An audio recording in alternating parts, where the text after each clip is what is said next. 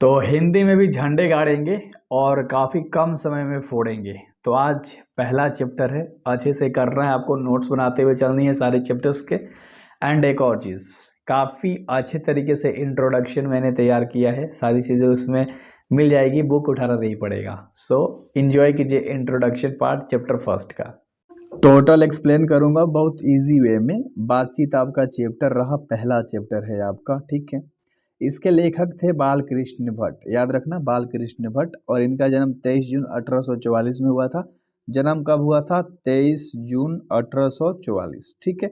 चीज़ों को काफ़ी अच्छे से हम लोग करते हुए चलेंगे, बिल्कुल भी मज़ा आएगा एंड अच्छे से देखना है आपको।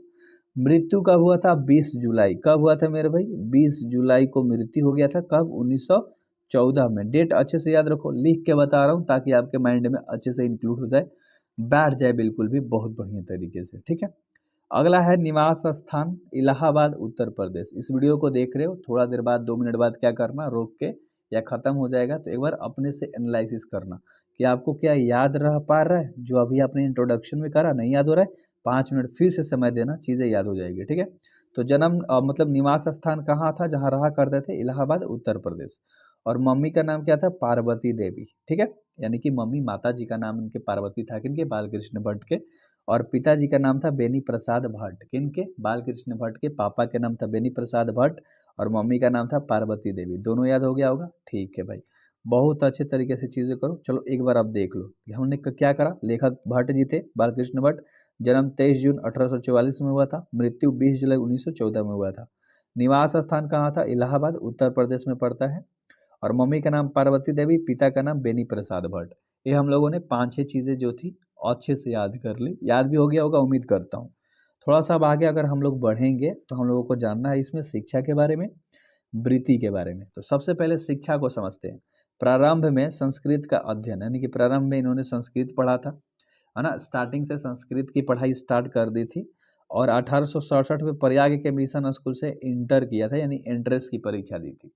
तो ये चीज़ याद रखो कि यार बहुत बेहतर तरीके से आपको पढ़ाई करनी है। ऑब्जेक्टिव में कब क्या पूछेगा नहीं पता, ये सारी चीज़ें आपको याद रहेंगी तो ऑफकोर्स आप ऑब्जेक्टिव अच्छे से कर पाओगे, ठीक है। वृत्ति की बात करते हैं, वृत्ति की। तो 1869 से 1875 तक का मतलब प्रयाग के मिशन स्कूल में अध्यापन का काम किया था। याद रखना कब से कब तक अध्यापन का काम किया था, है ना। अध्ययन नहीं, अध्यापन, पढ़ाने का मतलब 1869 से 1875 तक, यानी कि टोटल 6 साल। ये डेट अच्छे से याद रखना है आपको, ठीक है मेरे भाई। ये डेट आपको अच्छे से याद रखना है, ये डेट, ठीक है, मोस्ट इंपॉर्टेंट वाला डेट है। चलो आगे बढ़ते हैं। आगे अगर हम लोग बढ़ेंगे तो वृत्तियाँ के अंदर हम लोग जानेंगे थोड़ा डिटेल में, ठीक है ना। वृत्ति के अंदर सारी चीज़ें जानेंगे। तो ये हम लोगों ने जाना कि प्रयाग के मिशन स्कूल से अध्यापन का काम किया था। एक अगला पॉइंट से कि 1885 में प्रयाग के सीएबी स्कूल से संस्कृत का अध्यापन किया था। और 1888 में प्रयाग के कार्यावस्था पाठशाला से इंटर कॉलेज का अध्यापक नियुक्त किए गए थे, यानी कि अध्यापन में नियुक्त किए गए थे। और एक छोटा सा पॉइंट से कि किंतु उग्र स्वभाव के कारण नौकरी छोड़नी पड़ गई थी। गुस्से वाले इंसान थे तो इनको नौकरी छोड़नी पड़ी थी, है ना। और उसके बाद लेखन के कार्य पर निर्भर, यानी कि लिखने का काम ये करने लगे, उसके बाद इसी पर निर्भर हो गए। तो अच्छे से अपना इसमें लाइफ स्टाइल को डाल लिए, प्रोफेशन बना लिए, ठीक ना। तो अच्छे तरीके से इतना हम लोगों ने कर लिया। एक बार स्क्रीनशॉट में ले सकते हो, नोट्स आपको बनाना है बेसिकली कॉपी पे आराम से, वरना नोट्स मेरा ले सकते हो, व्हाट्सएप कर सकते हो इस नंबर पे, पूरा चैप्टर का पीडीएफ आपको मिल जाएगा।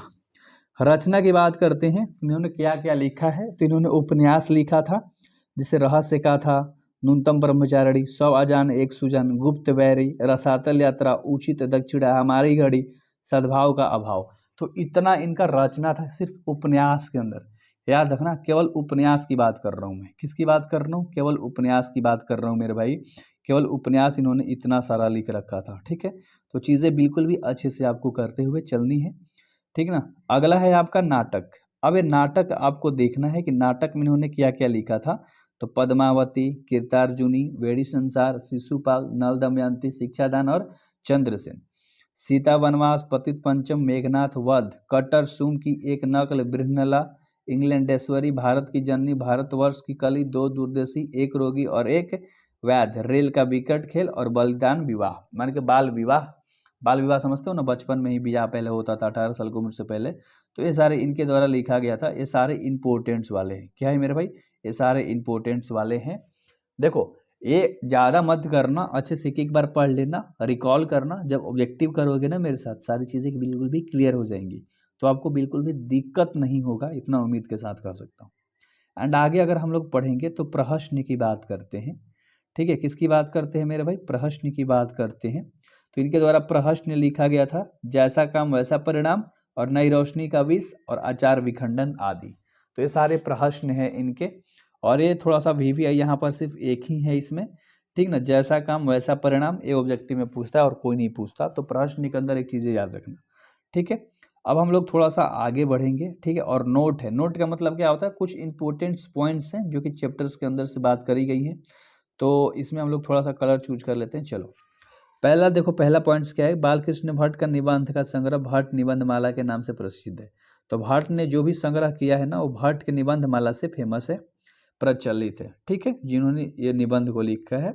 और बालकृष्ण भट्ट ने 1000 के आसपास निबंध लिखे हैं टोटल। कितने, 1000 के आसपास, जिसमें उसके अंदर टोटल 100 गो महत्वपूर्ण वाले हैं। कितने महत्वपूर्ण, कितने हैं, 100 गो हैं। बस मेरी बातों को सुनो, चीज़ें बिल्कुल भी क्लियर होंगी कम समय में। अगला पॉइंट है तुम्हारा कि बालकृष्ण भट्ट भारतेंदु हरिश्चंद्र के प्रेरणा से ही हिंदी वर्धनी का प्रयास की ओर से 1877 में हिंदी प्रदीप्त नामक मासिक पत्रिका को निकालना शुरू किया था। यानी कि ये छापना कब से स्टार्ट कर दिए थे, लिखना और उसको मतलब पब्लिश कराना, लोगों में फैलाना 1877। तो डेट अच्छे से याद रख लेना मेरे भाई, ठीक ना। अगला थोड़ा सा एक छोटा सा पॉइंट है कि बालकृष्ण भट्ट भारतेंदु युग के साहित्यकार थे, याद रखना एक पॉइंट। और अगला, भट्ट जी हिंदी प्रदीप में पूरे अधूरे अनेक उपन्यास, मतलब अनेक उपन्यास लिखे थे।